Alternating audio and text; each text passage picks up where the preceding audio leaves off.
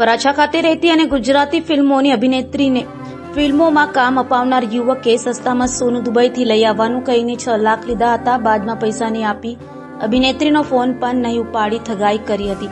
અંતે અભિનેત્રીએ ગઈકાલે કાપોદ્રા પોલીસ સ્ટેશનમાં ફરિયાદ નોંધાવી છે.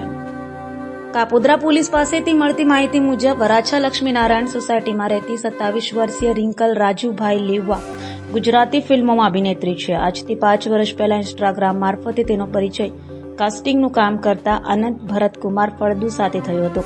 બાદમાં અનંતે રિંકલને પોતાના આલ્બમમાં કામ આપવાનું કઈ મિત્રતા કેળવી હતી અને તેણીને અંધકાર અને ધ લોટરી જેવી ફિલ્મોમાં કામ પણ અપાવ્યું હતું, જેને કારણે તેણીનો આનંદ ઉપર વિશ્વાસ હતો. દરમિયાન વર્ષ 2024માં રિંકલની બહેનના લગ્ન હતા, તે માટે તેને સોનાના દાગીના લેવા હતા. આ વાત તેને અનંતને કરી હતી. અનંતે જામનગરમાં તેમનું જ્વેલર્સનું કામ છે અને તે પોતે દુબઈથી સસ્તામાં સોનું લાવતો હોવાનું કહ્યું હતું.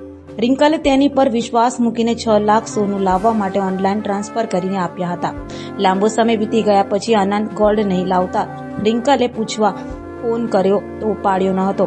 બાદમાં તેની સાથે ઠગાઈ થયાનું ખ્યાલ આવતા તેને પોલીસ ફરિયાદ નોંધાવી છે.